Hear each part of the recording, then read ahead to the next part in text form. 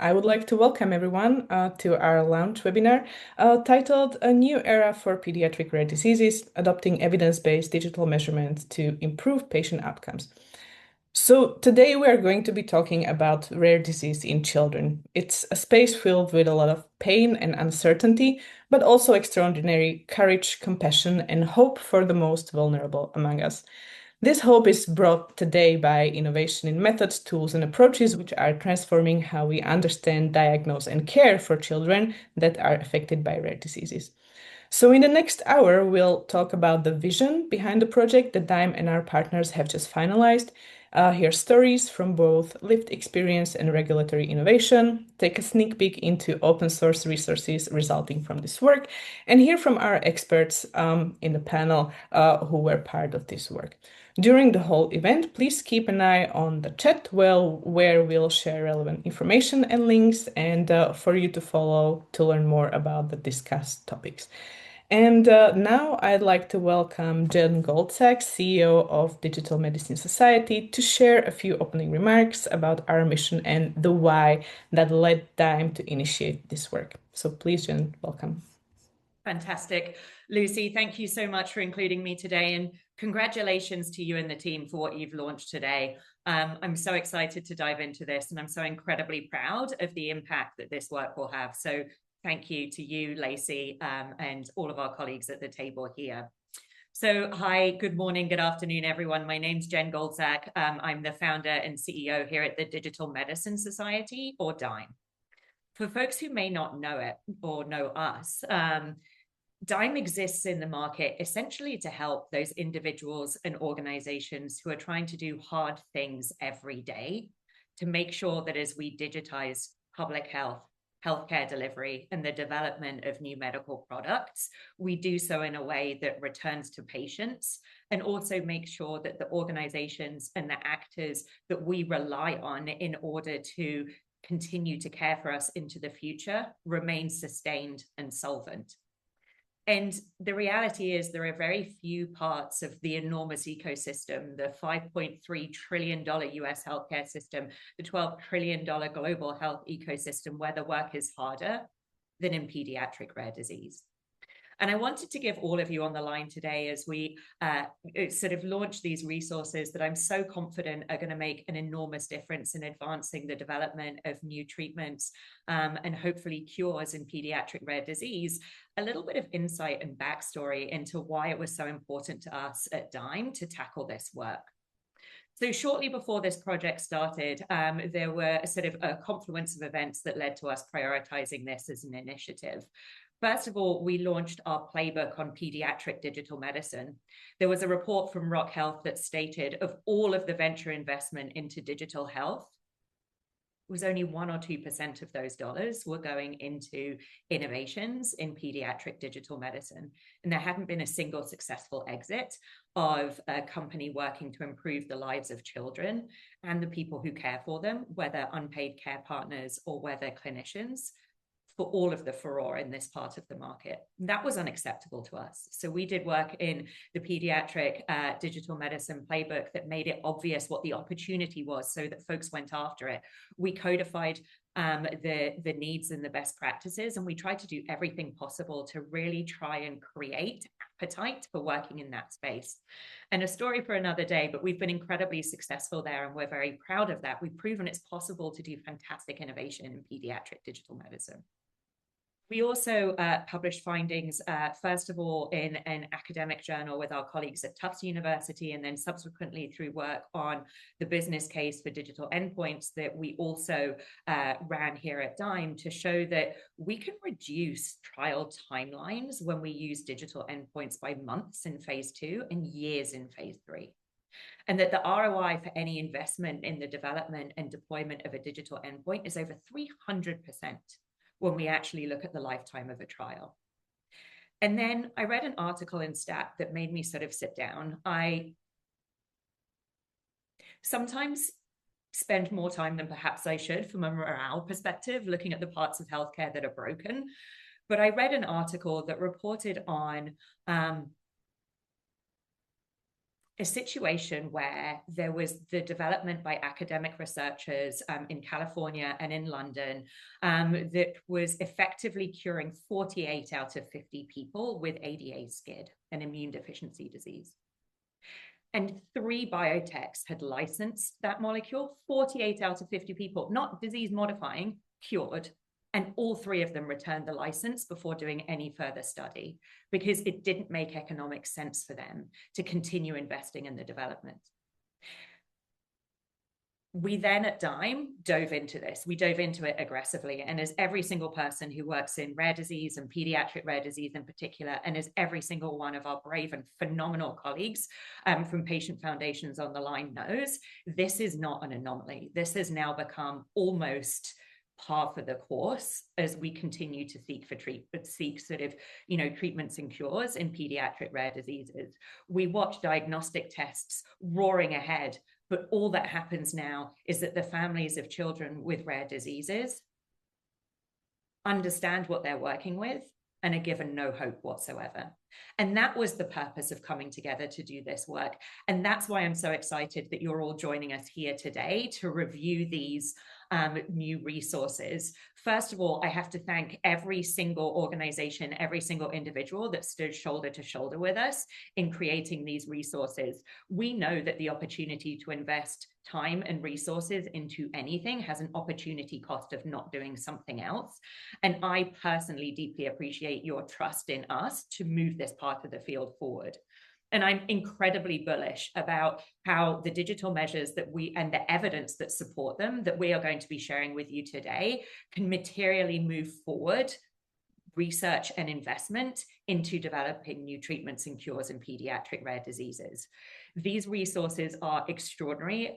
Lucy, I'm excited to hand back the reins to you so you and your colleagues can share everything you've been working on with us. But please be assured, this is not something that we are going to step away from at DiMe. We are going to continue to work in this area. We're going to stand on the shoulders of the resources being launched today. And I'm just so excited and so proud of this work and can't wait to see it impacting the field. Lucy, let me turn it back to you. Thank you very much, Jen. This was an amazing introduction to the topic and why actually DiMe has decided to bring all of these amazing partners together. So to refresh one more time, this work that we did with DiMe with our partners was set to develop a core set of digital measures to advance the use of high-value, patient-centric digital measurements and endpoints in clinical research and care for children with rare diseases. We wouldn't be able to achieve this goal without our partners, and to them we are grateful for their time, leadership, and support in this project. Now, to ground this conversation in real life, I would like to invite Misha Mehta, who is Neve's mom, co-founder and president at Neve Colte and Brave Ronald Foundation, to our virtual stage to share her story and how it became the motivation behind establishing a foundation that supports research in pediatric rare conditions. So Misha, thank you for joining us. And as I said, to ground this discussion in reality for today, can you tell us your story? Could you share it with us and what perspired and how that experience was and how that led you to establish this foundation? No, thank you, Lucy, for having me. And I want to say thank you to Jennifer too, right? Pediatrics is largely unforgotten, right? It's largely forgotten, as well as even the rare disease space is so rarely even talked about. So having this focus on pediatrics, rare disease is so important and so crucial for families like me. So it's truly an honor to be part of this conversation and to be here with so many people committed to improving lives of children and families affected by rare disease. My story is one of tragedy and also something that I seek to learn from every single day. In August of 2020, my beautiful 4-year-old son, Neve, was diagnosed with diffuse intrinsic pontine glioma, also known as DIPG. Until that moment, those 4-letter words meant nothing to me, right? And I've since learned that this is how rare disease often enters a family's life. Not a name that you recognize, but as an acronym, a handful of letters that feel abstract at first, but they suddenly come to mean everything. To the outside world, they are a clinical shorthand, right? To families, they become all-consuming. These letters replace your vocabulary. It certainly did mine. They follow you into every appointment, every late night searches, every conversation about your child's future. They compress an entire life into an abbreviation, one that is most people never heard of, but that now shapes every decision you make going forward. Overnight, I became Neve's primary caregiver, but I also became something I never imagined I would be, a brain cancer specialist. I was living in two worlds at once, a desperate mother trying to save her child, and someone meticulously documenting everything, every reaction, every dose, every subtle changes in his body. I tracked how he walked, how he talked, how he slept, even how his balance shifted when fatigue set in and when small abilities quietly disappeared. I used to call this our N of one study, where N was my Neve. Because of us, because for us, science wasn't an abstract concept. It was that was discussed in journals or in meetings. It was a lived experience unfolding in real time, in the smallest moment, at the greatest possible stakes. On a good day wasn't defined by a scan. It was defined whether he could sit up on his own, laugh without effort, or just as simple, just sleep through the night. What I quickly learned is that so much of what mattered most in Neve's life and in our lives as a family was never captured in any formal system. Clinic visits were snapshots. Our life was continuous. Um, the symptoms that shaped his independence, his quality of life, often only lived with us. At one point in his journey, we were told to go home and make memories. Not because there was a lack of care, but because the system did not know how to see or respond to children like Neve. That moment stayed with me. After Neve's passing, a month after his sixth birthday, I co founded the Neve Colte and Brave Ronald Foundation because I couldn't accept a world where children like him are invisible to research, to care systems, or to progress. The foundation was born with one core conviction: you cannot improve what you do not measure. This DIME project represents a critical step forward in measuring what families have known all along and what matters to them, and turning their lived experience into something the system can finally act on. Thank you, Misha. Thank you very much for sharing this. I understand it's something that many of us cannot even imagine what it is to go through. And now you have a foundation, right, that is supporting research, that's supporting development of new tools, methodologies. So can you maybe tell us a little bit more about how you're driving this significant change, and what's the core of your mission and what are you hoping for in the future? Yeah. At its core, the mission of my foundation, Neve Colte Brave Ronald, is to respond to the gaps families encounter the moment they are faced with an aggressive pediatric brain tumor. Gaps in treatment options, in support, and in how progress is defined. First, we invest in research and in clinical trials for DIPG and related pediatric brain cancers, especially science that is bold, often overlooked, and early, right? These are diseases where children have very few, if any, effective options, and families don't have the luxury of waiting for incremental progress. Second, we support families through the most overwhelming moments of their life. Red pediatric cancer is deeply isolating, and I've lived it and I know it. Families are, asked to absorb complex information, make impossible decisions, and navigate a fragmented system. Often, while caring for a very, very sick child, we work to reduce that burden by connecting families to resources and guidance and community by helping them make, an inhumane system feel at least a little more navigable. Sorry. And third, we work to amplify the voices of families to broaden awareness, advocacy, and policy change, because without alignment across research, care, policy, progress will always remain slow and uneven. Why this matters becomes very clear when you look at how families experience progress inside the system. There were moments during Neve's journey and treatment that when a therapy helped him regain something that he had lost, like fine motor skills in his hands or his ability to swallow without any difficulty, our families found those changes everything, right? They meant the world to us because it was less fear, better days, but clinically those improvements did not count. Unless they saw a 25% reduction in his tumor size on an MRI, the treatments were considered ineffective. So even when, Neve was functionally doing better, when his daily life, his quality of life has, meaningfully improved, the system didn't recognize that as progress.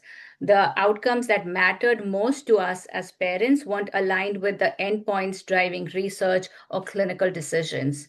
And even the MRI endpoints has its limitation, right? MRIs are two-dimensional snapshot of a complex three-dimensional living disease.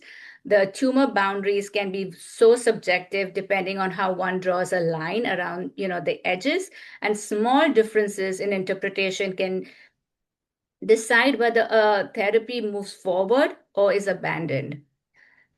This is where structured, surrogate, correlative endpoints become so important and valuable.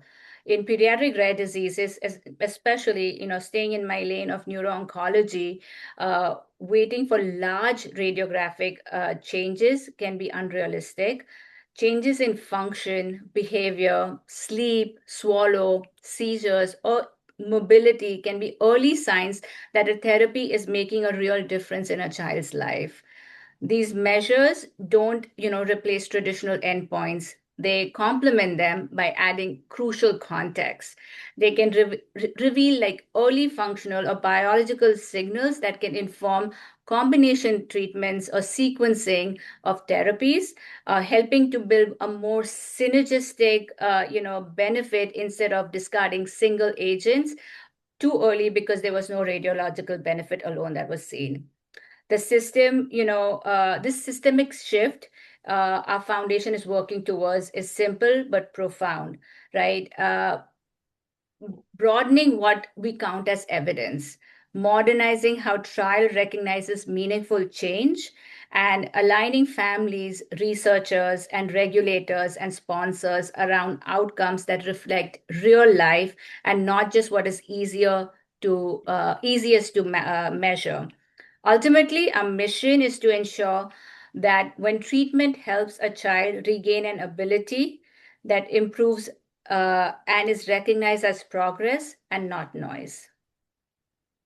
Thank you. Thank you, Misha. I think that you hit it absolutely in the center, and that's exactly something that we are trying to help with our work as well. So thank you again for joining us today and sharing your story, sharing your work. I wish it continues well, and let's now move on in our program. So next I'd like to welcome Sandra Retzky, a senior medical advisor at Rare Disease Innovation Hub at the FDA. Welcome, Sandra. So, for the beginning, after what we've heard right now, we'd love to hear more from your perspective as a reviewer for a long time with long working experience from the FDA. What are some of the challenges you see with new initiatives and submissions in pediatric rare diseases? Well, first of all, thanks so much for inviting me. This is a terrific webinar. And I just want to say, Misha, you hit on so many things that parents of children with rare diseases have. I was really touched by all the things you were saying. I thought they were spot on. And in fact, I don't know in the audience if there are other mothers like yourself who have a child with a rare disease, but the stories themselves are very important. And I put a link in the chat to our rare disease stories that we did in one of our rare disease days. And in that video, if anyone wants to check it, there's two parents. They're both FDA colleagues. One was a chemist, one was an educator at FDA. They have a daughter with a very severe neurodevelopmental disease. And what they had to learn, which is some of what Misha's saying, all of a sudden, this comes crashing into your life, and you have to learn a lot very fast. I would encourage you to take a look at some of those videos, because what Misha is saying is spot on correct, everything that she said. So back to what I do at FDA. During the time when I was a reviewer, what we're reviewing are files, submission files, where a sponsor is studying a drug or a biological and wants to get it approved for a certain disease. So our job is really asking a bunch of questions. Is this a trial that is well designed enough that we're going to get reliable and objective and interpretable data such that at the end we can say that this drug works for disease X, for whatever that is, and that we can also describe the kind of expectations you can have when you, or your child has, when you take the drug and have this disease. That is, in a nutshell, what we do at FDA. And I think it's very important to understand that. Sometimes people think we make the drugs. We don't. What we do is review the files, the data, for the purpose of being able to tell you this works. If you take an FDA-approved drug, you should have an idea in the label that how well it works, for what it works, what the side effects are, what the benefits are. So when it comes to children with rare diseases, I had lots and lots of files for those problems, and they were difficult problems, and I'm going to tell you about some of the challenges. So first of all, you may or may not know that there are extra protections in the law for investigational studies with children. So that's important to know. So as a reviewer, right off the bat, I'm very interested in what are the safety precautions that the sponsor has taken, has provided for this child, and realize that all of this is very context driven. It really depends on the type of product that's being given and the disease. You know, the worse the disease, the more complicated the product being given, the more safety protections we're going to want to see to protect that child. So by complicated products, I mean things like gene, cell therapy, tissue therapies, where once you have the product, there's no half-lives where you're going to excrete the product and get rid of it. So that's why, first of all, one of the challenges is what's the product? What is the context it's being given in? And for children, particularly when we're talking about like rare neurodevelopmental diseases, gene therapies are going to become more and more common. But these gene therapies, how are they being given? So many are being given intravenously, but some of them are being given into the spinal fluid, called intrathecally, sometimes into the brain itself, into the area around the brain, called the cisterna magna. These are, when you consider this, we're not just looking at the drug and does it work. We have to consider the risk of the entire procedure. It's not just about the drug. And I think if you're a parent, that's something that you need to know. Is the sponsor, have they taken that into account, and are they ready in their study when they administer the product to take care of these kids? And it may mean that the child is going to have to go under sedation. That's extra risk. It may mean the child has to be put to sleep. Extra risk. Is there somebody there who knows how to take care of children under anesthesia? These are the kinds of, these are the things that we think about. They're challenges perhaps more to the sponsor, but those are the things then to the parent, but those are the things that we're looking for. And I want you to know that, because if you're a parent with a child with a rare disease, you'll be the one consenting for your child. These are some of the things you should be thinking about and seeing in the consent form. What can go wrong, and how will they take care of it? And are the right people in place with the right skills there to protect the child? So there's a great need, as Misha was saying, great need for children, that there I don't know if I'd say they're overlooked, but there's just not enough clinical development for children with rare diseases. But it it also has to be safe. It's ethically required. So some of the other things I wanted to talk about for challenges include things like endpoints. What are the endpoints? And Misha talked about that. You know, an MRI is a two-dimensional scan. What I really want to see is my child getting better? So I think one of the things we struggle with is what is a reasonable endpoint that is practical and meaningful for the patient and the family. And sometimes those endpoints are well known, and sometimes they are not well known, and that makes it difficult. One of the things we look for is the natural history. We clearly understand that people prefer not to be in a placebo-controlled trial. But on the other hand, we have to have some measure to say, yes, you're better than what would happen if you didn't have the drug. Remember, our objective is to tell you that the drug works. So we have to have something to benchmark it against. And if we don't have a natural history study where we could use it as an external control, that becomes a real challenge for us. So endpoints and having natural history studies.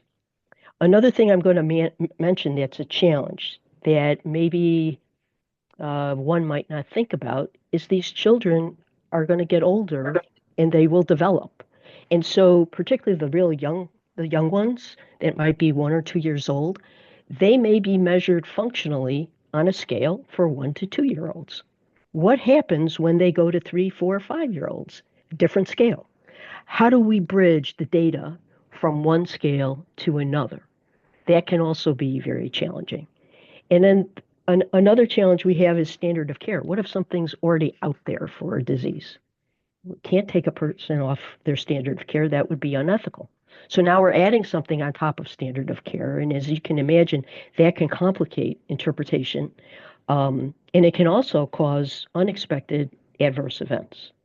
So those are some of the things, challenges. It's not all of them, but those are some of the big challenges we see with pediatric trials for rare diseases. I hope I didn't go on too long, but I want to get to all your questions. I know, and I'm sure that we could talk about just challenges alone for hours and hours. Maybe we can shortly touch on the next question, and then for the press of time, we can continue with the Sure, program. So, but like the sure. next, I wanted to know, Misha was talking about these functional improvements and looking at the quality of lives and areas where let's say the drugs would be improving the life of the patient and how they feel and function. How are you taking those evidences into account when you're reviewing the files? So yes, I heard that, and it's a really good question, but let's make sure that we unpack the question. Quality of life is very important, but we have to have there's a primary endpoint or a co-primary endpoint. It could be a composite of endpoints where we see improvement in the way a patient feels, functions, or survives. If if if you have that and that can be used as a primary endpoint and FDA agrees with you, that's all that's needed.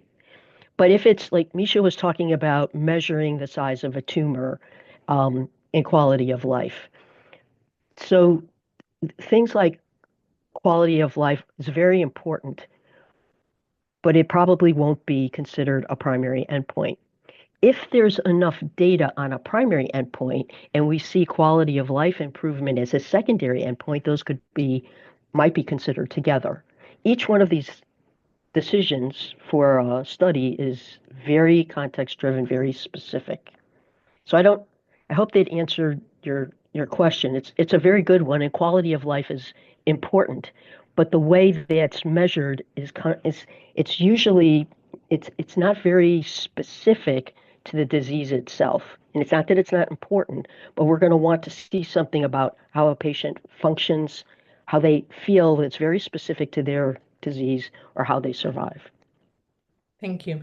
Thank you. And absolutely agree. And I think that to all of our audience, you already have given a lot of great insights and pointers. So I'm sure everyone will internalize that and use them in their work. Hopefully, at some point, it's going to transpire back to you as well.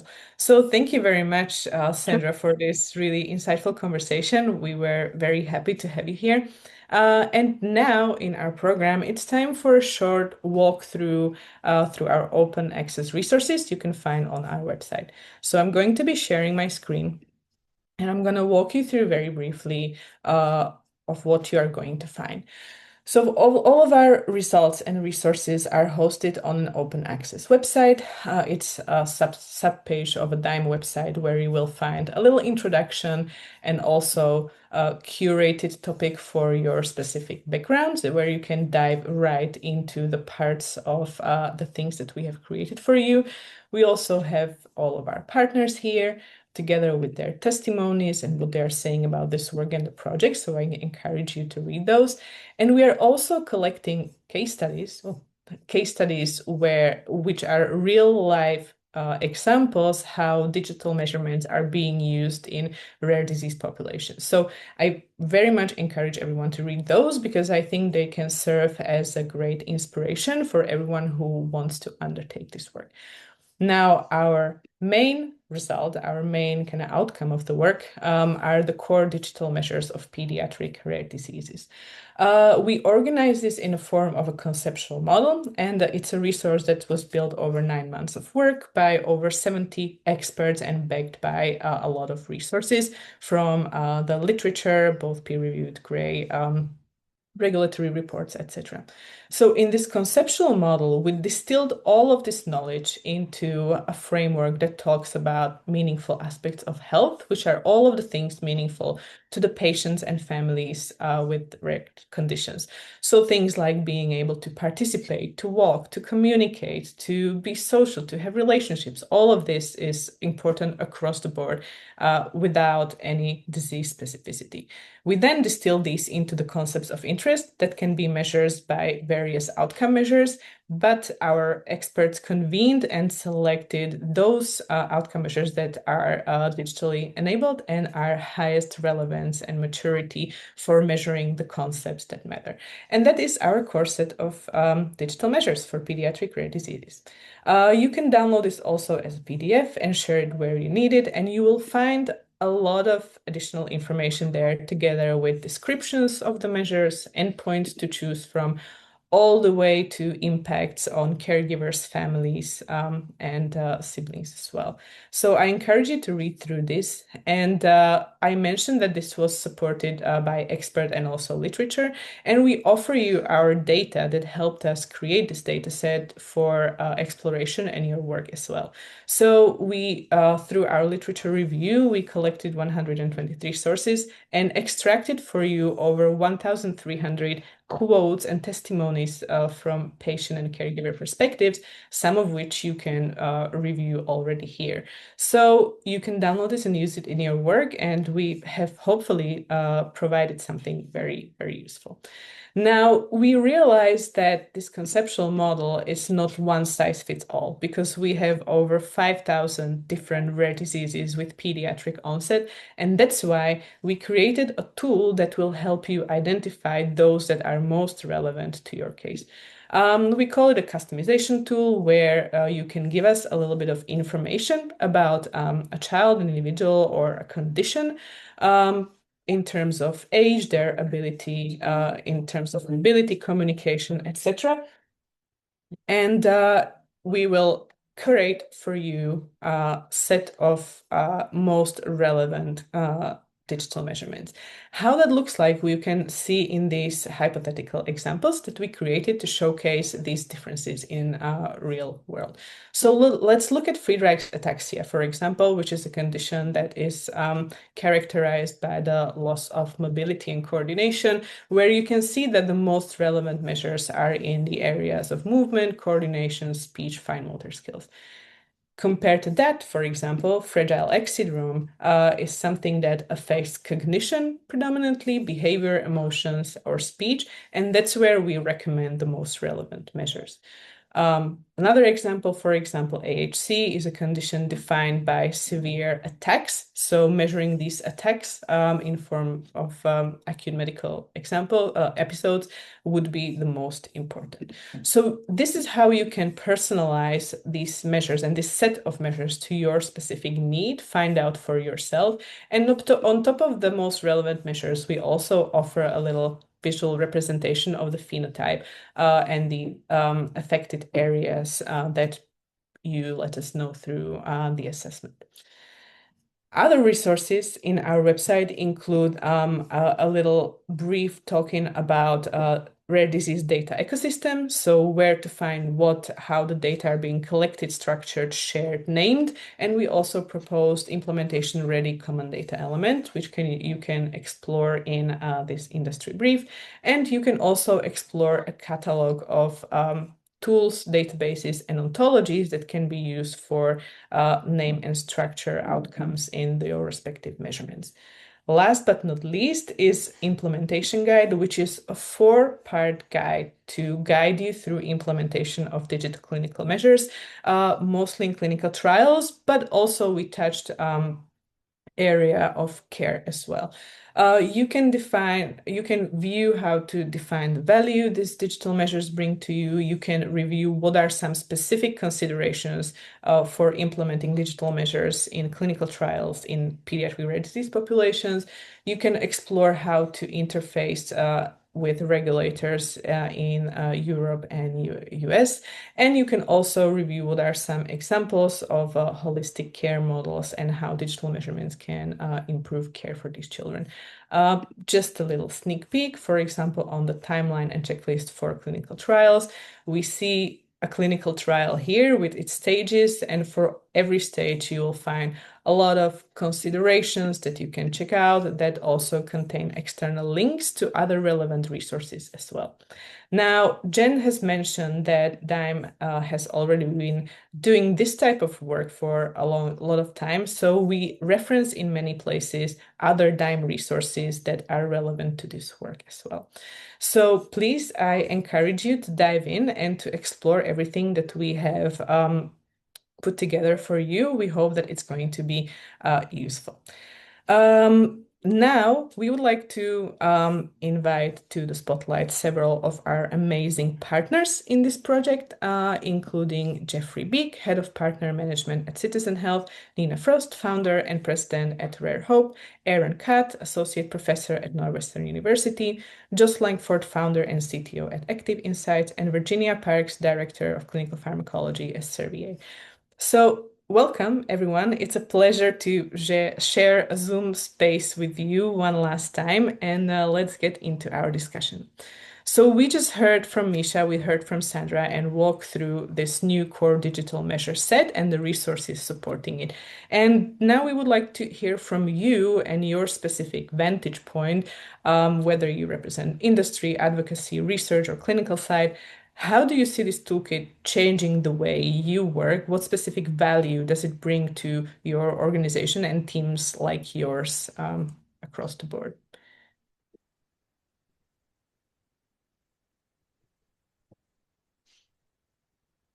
And would like to start. Gio, you were first on the list. I can start for sure. First, thanks for having me. I think I wanted to just take a second and give a little context about Citizen Health because I think it really emphasizes the work that's being done here and how we have very similar goals. So, what Citizen does is we transform unstructured medical records into research-ready data sets specifically for rare disease families. So, I think many rare disease caregivers understand that keeping track of all of the doctors and the locations and where all those records live is difficult. So that's one of the problems that we're trying to solve. And I think really the goal of this is that we want to take chaos, like all of the disorganization, and create organization around medical records, which is why a project like this is so, I think, interesting to us. And from an organizational standpoint, we really sit at this intersection of patient advocacy, we work very closely with, and biopharmaceutical partners. So having something like this in place, something that's, foundational and fundamental, is something that we see as a very easy way to help accelerate rare disease research. a couple things. So one of the things that we're really trying to do is find ways to empower patients and empower advocacy groups. And I think that having a structured set of measures like this certainly does that. We want to be able to take patients and transform them from just passive participants or passively involved and make them informed partners. And again, I think that's something that easily happens with this. And then just broadly, I think that having something like this developed, it really pushes the needle on the economics of rare disease clinical trials.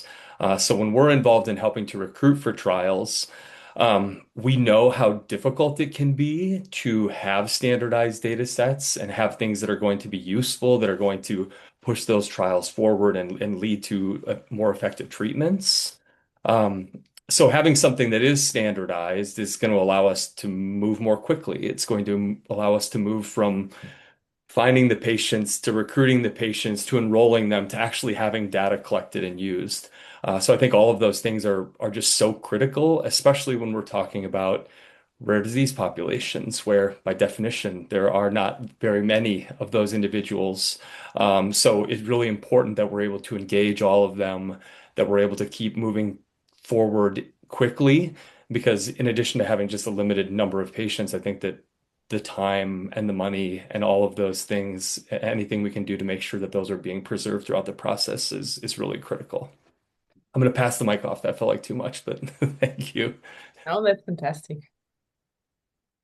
If I can follow up, that would be fabulous. Thank you for that, Gio. It's much appreciated. So I am, I sit with my patient advocacy group hat on, and I think, I speak for all of us in this world who are in a position we never thought we'd be. I'm also a rare disease parent with a lovely little patient.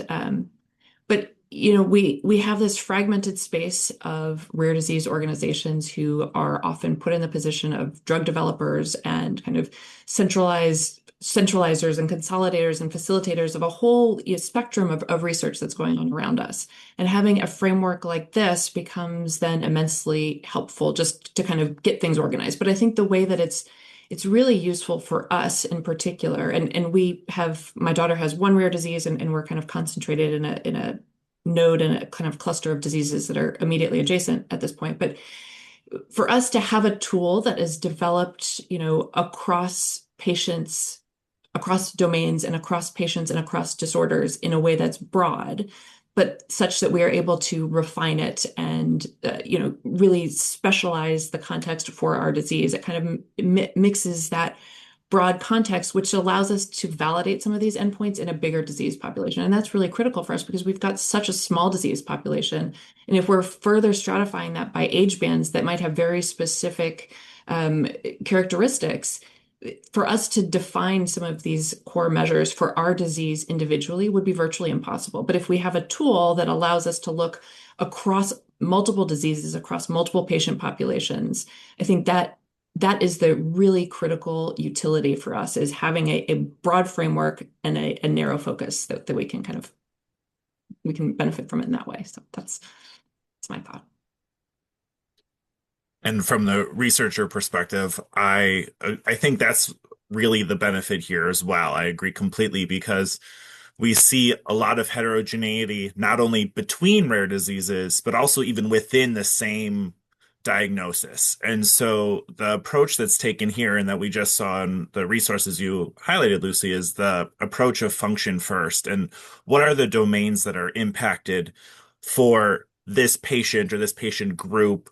And that can help with perhaps saying eligibility criteria for a trial, or stratification factors, or even just thinking about the drug development tools that could be used for endpoints, and things like that. And so I think taking the function first approach here, and not just a biological basis, is really one of the strengths, and one way that we can address this heterogeneity both within and between rare disease groups.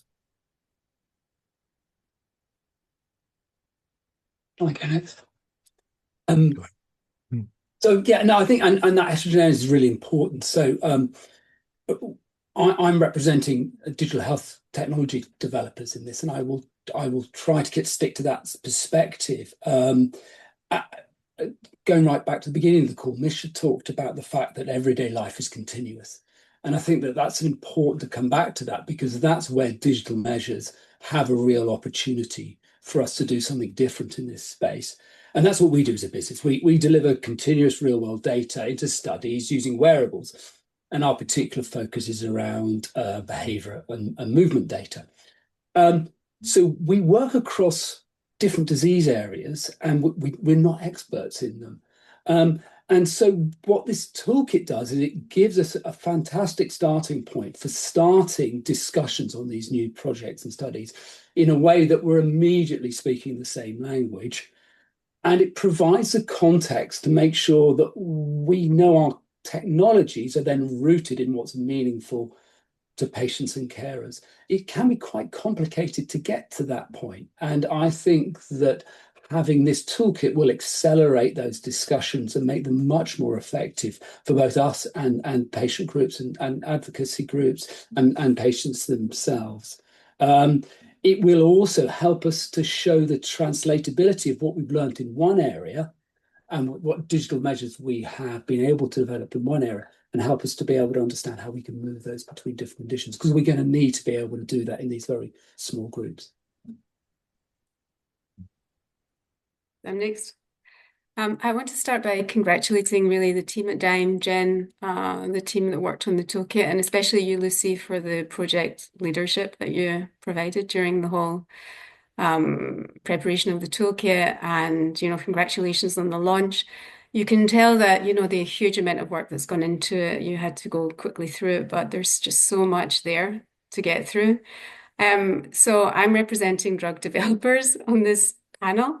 So basically there were a couple of standout resources, right, for me, because I'm a complete convert to the value of digital measures, but often in the industry that I represent, it can sometimes be a struggle to implement them in any sort of meaningful way in clinical trials. So I thought the value framework was just really, really useful and very user-friendly as well. Just to pick out really the resource for clinical development digital health scientists, because that's the one that I would essentially, if there's someone in my company who's looking for more information, I would potentially point them in the direction of that resource. And we're often now working in small populations of patients with heterogeneous rare diseases, and your main challenge and a challenge across the industry is designing methodology in the clinical trials to basically be able to show some effect of your treatment or improvement in those kids. So I think it really shows that implementing digital measures in the trial is going to be really valuable, and that I think that we can onboard people internally in my company and other companies to see that, whether that's with them aiding recruitment or supporting adaptive designs, making go-no-go decisions as early as possible, and even strengthening submissions to regulatory agencies. And presenting eventually objective and high frequency evidence to regulators. So that's just very valuable. Just one last thing, I really enjoyed playing with the interactive tool for the customized core tool. So I actually went retroactively in there because we're working in a rare disease and developmental and epileptic encephalopathy. So I kind of already had an idea of what I was looking for, but it came out exactly the same in the tool. So, you can have some satisfaction there that it's working the way it's supposed to do, and give some additional ideas, right? So I think it's really important for us to also think of the burden that we're putting on these little patients in our trials. So we try to think about having one digital health tool and multiple biomarkers. So I think that tool will really help not only novice researchers in the industry, but people like me who are looking for additional exploratory biomarkers, for example. Thank you. Thank you very much, Virginia. I think these were all amazing insights, and unfortunately, we only have 1 hour for this webinar, and it would be really awesome to keep you here for longer, but not today, maybe.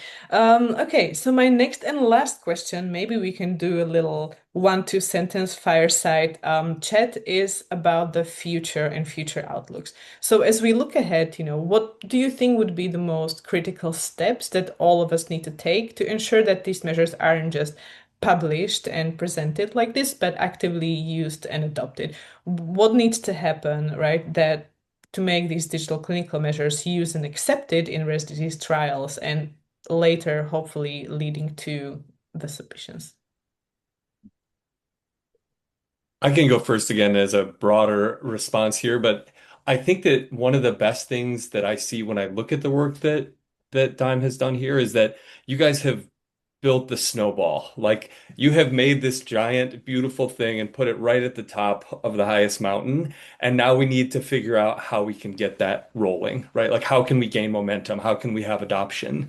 And I think that in our experience, the ways that we've seen that happen is is successes. Like, we need this to be adopted and used successfully 1 time, 2 times, 3 times. And once we start seeing those things build, it becomes not just a thought, but it becomes kind of ingrained in the whole process. So I think kind of having those wins would allow us to keep accelerating, to keep moving quickly. And yeah, I think that we're in a perfect place to do that, right? Like, we're all in a place where we can help carry that forward and keep things moving. Thank you. I go next. Yes, please. So, following on to what this wonderful panel has said, and specifically to what Gio just said, I think digital measures have great promise in the future. First of all, provided that they measure the same thing as one would measure otherwise, not digitally. But in some cases, digital measures will certainly be more convenient. They may be less costly. But I also think they can be more precise. And that would be really important to have, is something that's more precise. Because if something is more precise, potentially the sample size could decrease. And that would make it more efficient to have clinical trials and less costly to have clinical trials. Thank you. Thank you. And the place where I see this moving in the future is also hopefully some regulatory changes as well, with thinking about how we can get a function first approach for some of these digital tools, and what level of validity evidence is necessary to be specific within a patient population, because the treatments are coming in a patient population. The treatments are not function first. But if we need to validate all of these digital tools or other endpoints within a diagnosis, that's not going to be the smaller sample sizes then. And so thinking about where we can borrow from, I think you called it adjacent disorders, Nina. I think that thinking about that, of where we can borrow for similar functions, would be a great next step. And I hope regulators can see that too. And we as a disease are actually trying to do that with some of our biomarker tools, these kind of digital measures. But the tension that we're facing is that the measures that might capture the kind of the challenges and the burden of patients aren't necessarily reflected in the validated measures that are easier for us to adopt.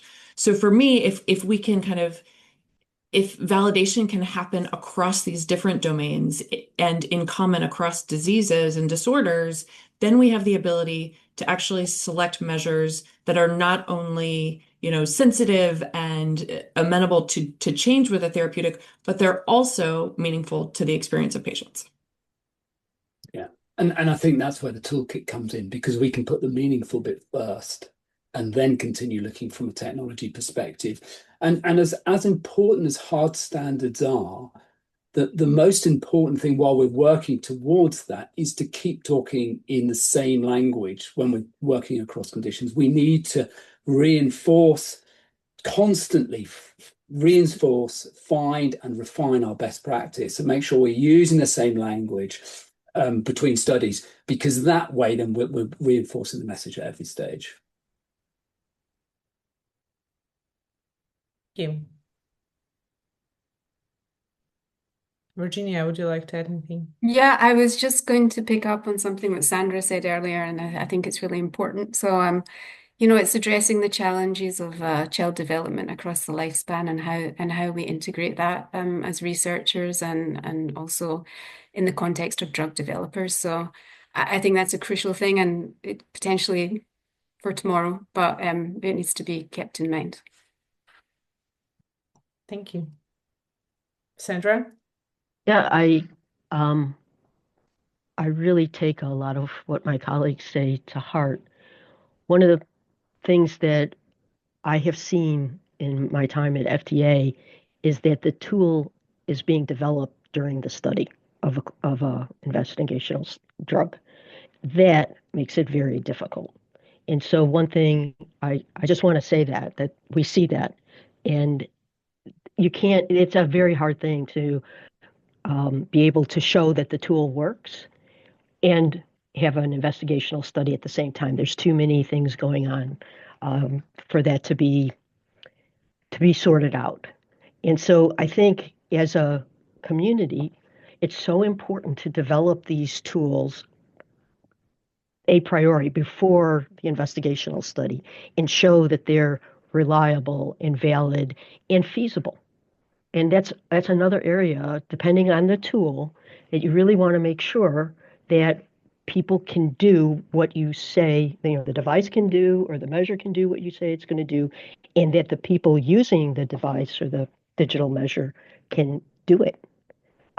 So I think that's very important. And I also want to emphasize the consistency if you're going to use a digital tool. If somebody is using that tool, are they using it the same way, assessed the same way every single time?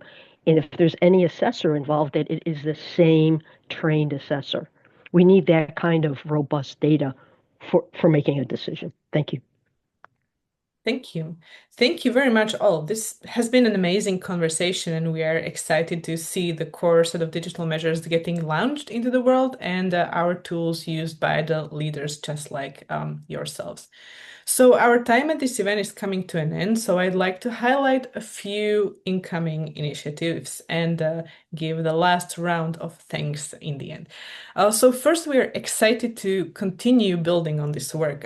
With this project, we have built the foundations, and now we are gearing towards building even more evidence-backed tools to accelerate the development of life-saving therapies for children with rare diseases. So please get in touch with us to learn more about this, and we will be excited to continue this work. Next up, in the very next week on February 4th, DIME is launching a new tool called SDHT Adoption Roadmap, which is an amazing tool built over a year of tight collaboration with the FDA to accelerate sensor-based digital health technology adoption in clinical trials. So please join that too, and let us know what you think.